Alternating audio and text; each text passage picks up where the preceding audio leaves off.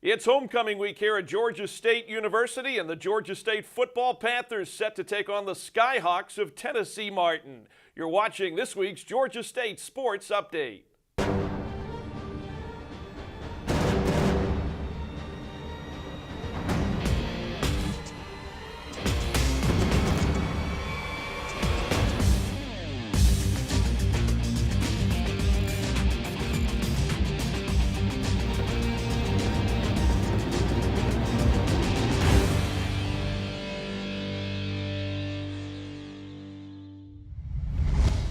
Georgia State Sports Update here on campus. We've got an exciting week of homecoming activities, and we're joined right now by Christopher Robertson, Homecoming Committee Chairman, and you've been a guest on this show before. It seems like every year, Christopher, at this time, you're joining us on the Georgia State Sports Update. And again, a lot of exciting activities coming up this week, and of course, that's all kind of topped off with a football game at the Dome on Saturday. Yes, I'd like to thank you for having me again. We're very excited about this year's homecoming activities. We always try to pack the week full of activities for definitely the on-campus community, but the alumni over the weekend, and we're just really excited to be here again. You know, it's a little different with regards to homecoming from the days that I was here at Georgia State in school, because it was really a 100% commuter school back in those days. And of course now homecoming has changed because a little over 6,000 students, maybe plus some, living on campus. It really has changed the atmosphere, not only on campus, but in the surrounding downtown area. And that all plays into all the week's activities that you guys have planned. Oh yeah, definitely. And also with the consolidation of with Perimeter College. Right.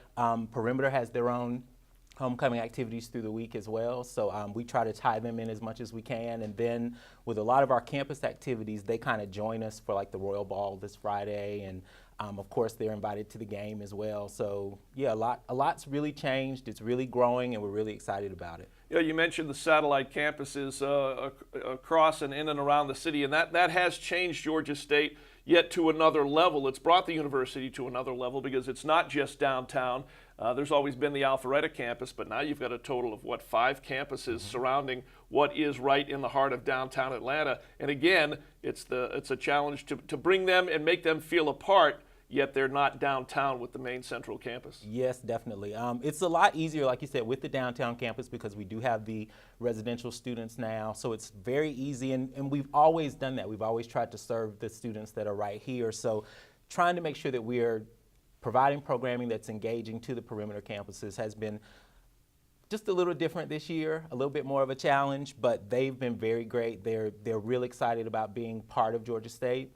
So I really think that we'll just continue to grow with them and their involvement. And of course, tailgating along with the football game, it's almost 50-50, probably, to a lot of people. The tailgating aspect is just as important as the actual game. It's all of everything that takes place outside of the Dome is just as big as what goes on inside the Dome. Oh yeah, it gives you that opportunity to really kind of reconnect with people maybe you haven't seen before, and really just enjoy, have some downtime and just enjoy yourself, like you said, before you go into the game. So it's definitely a part of the celebration. Well, Christopher, great to have you here. We'll do it again next year, this same week, homecoming week, so you can put that on your calendar. All right. All right. It's, again, homecoming week here at Georgia State. A lot of activities going on. And here in this first segment, I want to thank Christopher Robertson. He's the homecoming committee chair, for joining us. We've got more coming up here on the Georgia State Sports Update.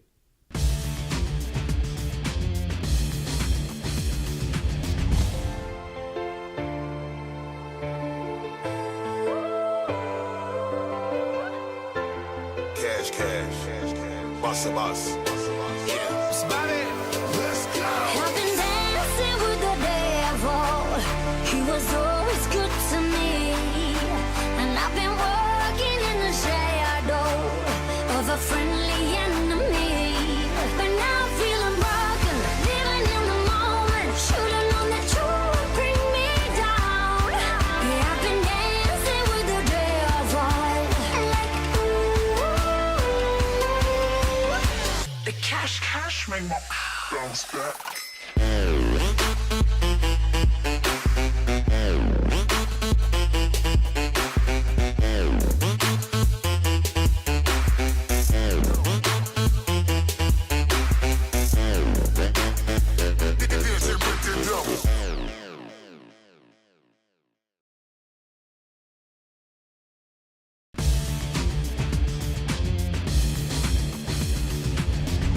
Back here on the Georgia State Sports Update this week. Again, a very exciting week to be here at Georgia State. It's the annual homecoming week leading up to the Georgia State football game. The Skyhawks of Tennessee Martin going to pay a visit to the Georgia Dome on Saturday to take on Georgia State football. We'll talk to Coach Trent Miles coming up in our next segment.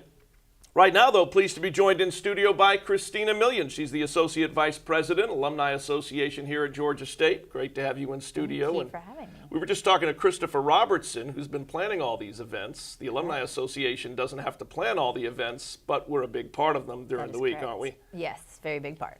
So for us, one of the first events will be third Thursday, which will be at Slice right on campus, and that's been a very, very successful event for the Alumni Association here recently. Yes, it has. It gives people an opportunity to see people they haven't seen in many years, or just to come back to Georgia State, which they haven't visited. So we're really excited about this third Thursday. It's actually at 75 Piedmont right on campus. One of the signature events that the Alumni Association hosts is the annual Distinguished Alumni Awards Dinner, and we've got that again coming up on Friday night. It is. It's coming up on Friday night. We have 4 incredible alumni that we are honoring.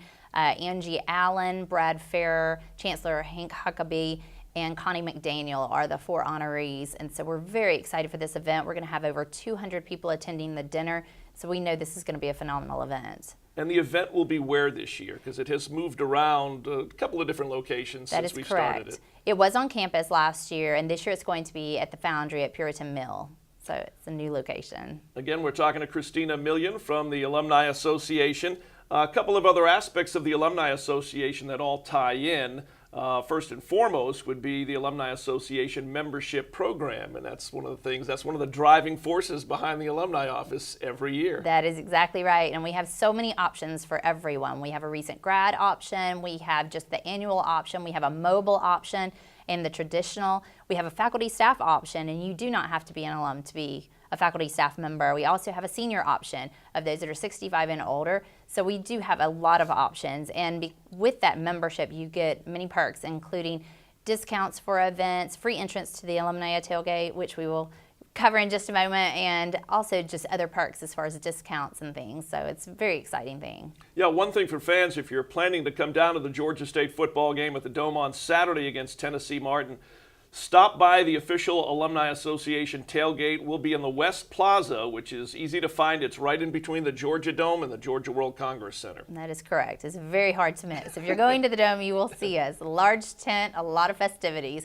So that is Saturday, and it's free for all Alumni Association members, but anyone can come as well. It is $10 for anyone to attend. If you're a guest of an Alumni Association member, it's only $5. So you will have food, lots of activities, kids' activities, music, so it's a very fun-filled afternoon. Again, that'll be leading right up to the Georgia State football game at 3:30 Saturday inside the Georgia Dome. A couple of other things I wanted to bring up with Christina, because just like with Christopher, we talked about the challenge of including the satellite campuses and what Yes. goes on downtown. With regards to the Alumni Association, that encompasses the entire country because of our regional event program. We've already been in Chicago, Charlotte, Washington, and Tampa, and we've got a few coming up here this month and next month. We do. We actually go to Savannah next week, and then we'll be in Houston in November. So we're really hitting a lot of hot pockets in the country of where our alumni are living. You know, they can't necessarily be here to take part in homecoming, but it's an opportunity for the university to reach out and touch them in their city. That is exactly right. And those have been very widely successful because a number of people do not get back to campus.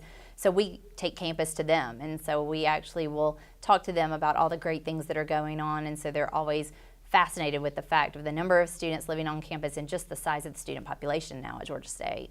All right, a couple of other quick things I wanted to touch on. The Ring program, which is relatively new, courtesy of Balfour. Just talk about that a little bit and what their options are. Yes, we have actually a traditional ring program here at Georgia State for the first time ever, and so it's really a neat program. There are about 4 options of rings for ladies and men, and so you can actually purchase the ring after you have a number of hours towards your degree, and we have a ring ceremony each semester to celebrate those that get their ring, and they see them for the first time and actually are presented with the ring there at the ring ceremony. It's really a cool event if you've never had the time to attend. We'd encourage you to attend that. Lastly, everybody has an iPhone or the Android. You can take the Alumni Association with you everywhere you go because we have the Alumni app. We do. It's called Georgia State Alumni. It's very easy. You can go on any Apple or Google Play, and you can actually download it for free. And those that are members of the Alumni Association, your card now goes with you on your phone, so you don't even have to carry an actual physical card anymore.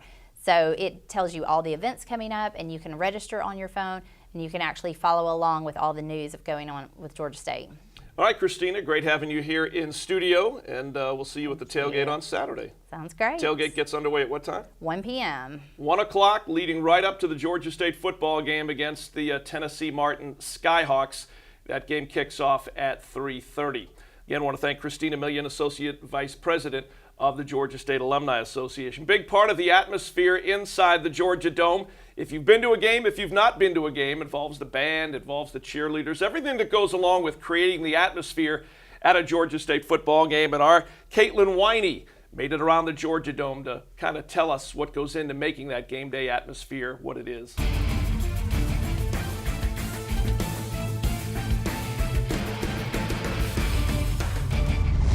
Welcome back, Panther fans. It's been over 30 days since we've been at the Dome. We've got a long line, as you can see, a lot of dedicated fans ready to cheer on the Panthers. We will see you guys inside. There's action on the inside, which creates a big part of the fan experience. All right, Panthers fans, we are here with your cheerleaders! I said it's great to be at Georgia State. I said it's great to be at Georgia State. I'm here with the head coach of your Georgia State cheerleaders. Now, we're going to talk to Coach Lyons right here. We have a few questions for you, Coach. Sure. All right, so my first question is, from when you started coaching, what would you say is the biggest progression that you've seen with your team, whether that be the department in general or your cheerleaders that you have now? I think overall our program has grown like tremendously in the last, this is my 6th season with the program, and from the first year to now is just completely different. We have so much more support from the university, from the athletic department. Our teams have grown in talent. Lots more people are interested in coming to Georgia State because we won at Cheer Sport last year, got first place. So it's just the program is really growing and progressing in a great way. There are men and women who are looking to join your team. What characteristics are you looking for a member if you're looking to expand your team? We're looking for athletes that are very dedicated and loyal to Georgia State, one, because if you're going to be cheering for all of the sports, you need to like sports, first of all. You need to be dedicated, you need to be responsible and mature because it's a lot of work. These athletes work hard every day. They go through workouts, they have study hours that are required, and we have practice so that we can look good at the ball game. So it's very important for you to be a mature athlete that can handle all that, balance your time, and have a job, and make good grades because we want a well-rounded athlete. We're looking at your cheerleaders. They're sporting pink today, which is something you guys typically don't do. Can you explain a little bit about what that's all about? Yes, of course, as you know, October is the National Pink Awareness Month for breast cancer. So we support that every year by having a pink game, which is today. And throughout this month, we'll probably wear ribbons. The girls wear the pink ribbons in their hair through the month of October just to recognize that cause, that great cause. All right, Panthers fans, we are in the stands, and we actually have number 4, Alonzo's parents here. Now, what is it like to see your son on the field? Well, I love to see him play, and he's a team player, and they just want to try to get their first victory, so they're doing a good job. Hold on, go Panthers! Here at Georgia State, we have got some very passionate fans. One of those fans is here with me. His name is Jack. Now, Jack, when you hear that we're going to have a home game, what do you look forward to the most? Well, I'm just a big sports fan and football fan in particular, so just being in this atmosphere, seeing the team out here, especially when we do well like we are right now, I mean, it's great. I just love it, so that's it. At Georgia State University, there are a lot of elements that go into our football games. One of the most important is our band. I'm here with band director Dr. Chester Phillips, and I have a few questions. So, with the craziness of a Georgia State game, we want to know, what do you do to prepare? So the preparation for any one game actually starts months ahead of time.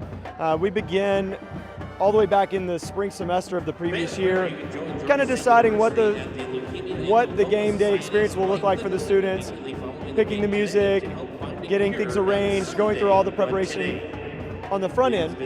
Then the students usually report to camp about a week before school starts, and we go noon to 10 p.m. for about 6 days in a row, and they spend a lot of time learning some of the routines that will be on the field, working on the music that we play in the stands through that week. Once we get into the school year, the academic year, we go down to just 2 days a week of rehearsal for the students, which is actually class. We have class just twice a week. And during that time, we continue to learn more of our routines for the different games and work on the music. So these students work about 6 hours a week once we're in the school academic year. That's it for this episode of Panther Fanatics as I dance away with Pounce. Back to you, Dave.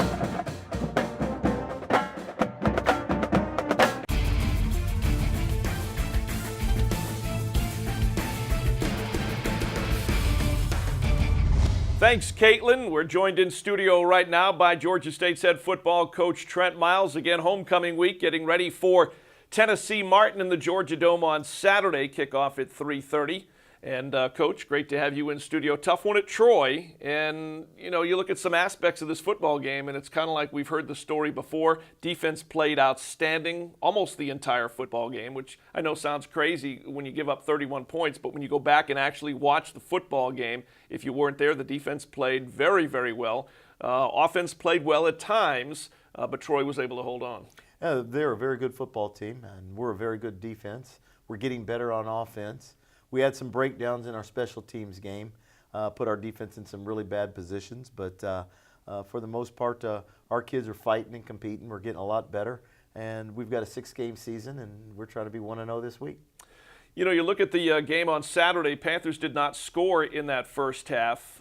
That's the third time that's happened this year. Yet again, the defense plays outstanding. It's a 6-0 game at halftime. Really should have been a 3-0 game at halftime.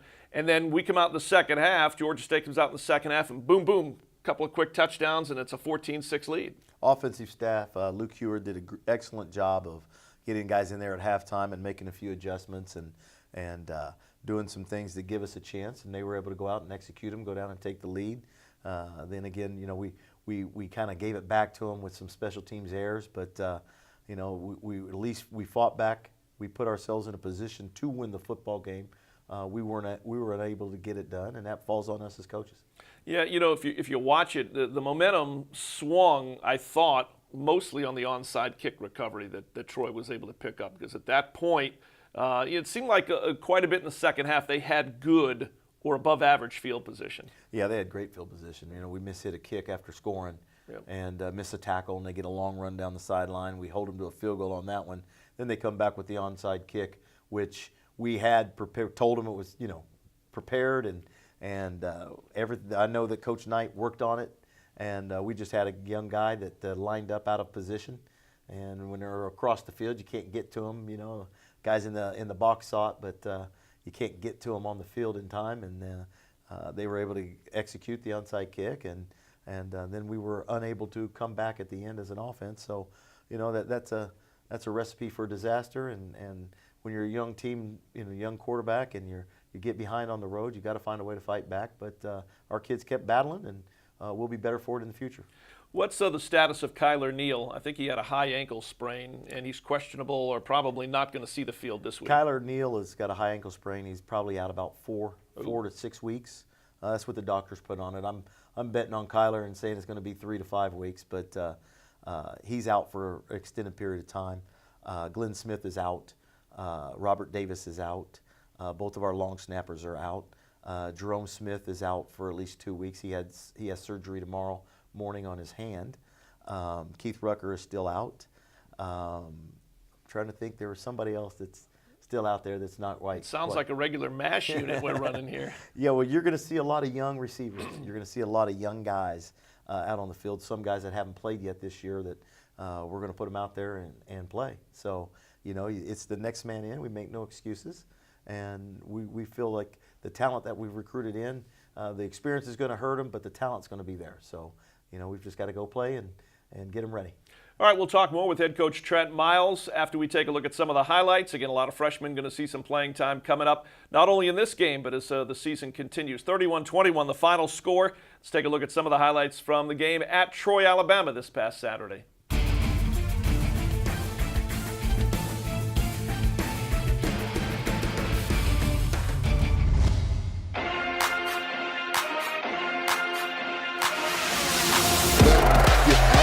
that play. Good job. When they can't get to the quarterback, you see him raise up and throw the football. Middle this time. The flag does come down. Some space, and he does right now. Making a few defenders.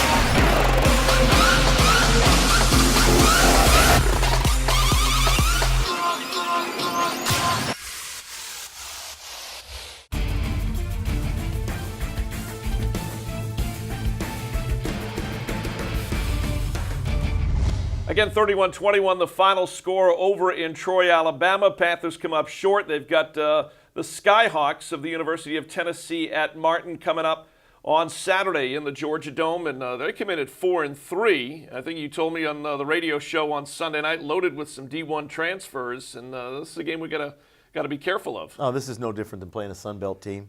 Don't sleep on this football team. They had Hawaii beat at Hawaii. They played excellent against Cincinnati in the first game and had a chance to beat them in the fourth quarter. They're big. They run what we call an odd stack, a 3-3-5 defense. The three guys up front are all well over 300 pounds and can move. They've got quite a few transfers from Division I schools that can play anywhere. They score a lot of points on offense, move the ball. They can run it and throw it. So we have got our work cut out for us. If we think that we're just going to show up and win because they're an FCS team, we will be embarrassed. And our guys have to have a great week of practice and get themselves mentally prepared because, again, this is no different than going in and playing a Sun Belt football team. Well, and as you said, as you ran down all those injuries, we're shorthanded when it comes to a number of our starters. Well, we are, but at the same time, we've got talent on our football team, right. So we expect the next guy in to step in and go. So, there's no other way to approach it. And this would be a good test for us. And again, you look at what happened to Arkansas State. You sleep on a 1AA team, and Central Arkansas goes in and beats them. So you gotta come prepared with your A game every weekend. And we've got one game this week to try to get to 1-0, and then it's a 5-game season after that. All right, well, we were talking about the running game with the injury to Kyler Neal. I would imagine that Kendrick Dorn will see his carries go up, but then you and I have talked about the freshmen in Darius and Trey and the fact that they're going to become a lot more involved in the offense, in the ground game. And don't sleep on DeMarcus Kirk. DeMarcus Kirk. Yeah. DeMarcus will be our downhill runner to take Kyler's spot. And then your two young guys will be your outside runners. And, we mix them up on the inside a little bit. You can't just run them in one direction. Everybody know what you're doing. But, we don't want to put too much on them as far as securing the football. So, you will see a lot of freshmen. You'll see freshmen at the wide receiver position. You'll see Juwan Nobles. You'll see Devin Gentry. This could be a breakout game for Eric Elder and Matlin Marshall's opportunities and maybe Bryson Duckworth. We were trying to redshirt some guys, but we're at the point now that we might go ahead and put them in the game, and they're training. We're running with the 1s and 2s to get them ready, and that's the route we have to go. A real grinder is Alonzo McGee. He led the Panthers defensively, 9 tackles. You were telling us about his knee. He's not playing on 2 outstanding knees. Well, what we do with Alonzo, he's on the 2-day on, 1-day off regiment. So, he'll practice 2 days, and then we give him a day off. So tomorrow will be his day off. We go Monday with him, Tuesday with him, give him Wednesday off, go really light on Thursday, walk through Friday, let it rest it up, and then go on Saturday. But I can tell you that Alonzo is a warrior, and he loves the game. He loves to practice. It's hard to keep him out, but we've got to do that for him physically. So when he's 53 years old, he doesn't have to walk with like a limp. us. Yes. So, Alonzo is a battler, and he'll be fine, and we've got to do our job to help him stay that way. All right, again, Georgia State and Tennessee Martin coming up on Saturday at the Georgia Dome. Kickoff at 3:30. Time now for questions for head football coach Trent Miles.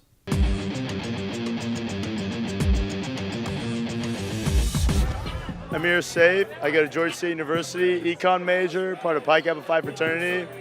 Coach, who do you look up to the most? Oh, the person that I looked up to the most in my life was my father, Chuck Miles. He was a player, actually played in the Cincinnati Reds baseball organization. He was an official, he was a coach, and then he was a politician. Passed away in 2007. So the people that I look up to the most really right now is my wife and my family. So, they keep me in line and they keep me going where I need to go. In the coaching profession, The closest people to me are my staff that's with me and Tyrone Willingham. So I'm a big Ty guy. My name is Tyree Murray, and I wanted to ask, who is your strongest defense player? My strongest defender in the weight room, I would have to say it is probably, that's splitting hairs there between Jalen Lawrence and Julian Laurent up front. Shawanya would have something to say about that. On the field, I'd have to say, from just a natural strength standpoint, it is really hard to move Julian Laurent from the inside. But just as a defender, Alonzo McGee is a warrior. So I'd have to give my 2 cents for Alonzo. My name is Braden, and why is your head so shiny? Oh, thank you. My head is so shiny because, one, I belong to the Dollar Shave Club, and I use them regularly. And then secondly, my wife has got me onto moisturizers now. So I make sure we wash and clean daily, 2 times a day, and we moisturize. So when you get to be this age, you need to moisturize. Coach, good questions this week. Yes. Let's hope we play well on Saturday and get out of the dome with a W. Yes, let's look forward to that. All right, again, I want to thank head coach Trent Miles coming in and joining us. Georgia State and Tennessee Martin Saturday in the Georgia Dome. Time now to take a look at how the Georgia State Panthers that are in the NFL are doing. Will Lutz with the New Orleans Saints had a pretty good Sunday, 2 for 3 on his field goals, including the game winner, a 52-yarder to beat Carolina, successful on all 5 extra points. So a pretty good day for Will Lutz. Albert Wilson, the wide receiver with the Kansas City Chiefs, had 1 catch against the Oakland Raiders. That was a 26-yard catch. Albert has 11 catches so far this season, and Ulrich John is on the roster of the Arizona Cardinals. Of interest to Panther fans this week, it's a matchup of the New Orleans Saints and the Kansas City Chiefs. They get together Sunday in Kansas City.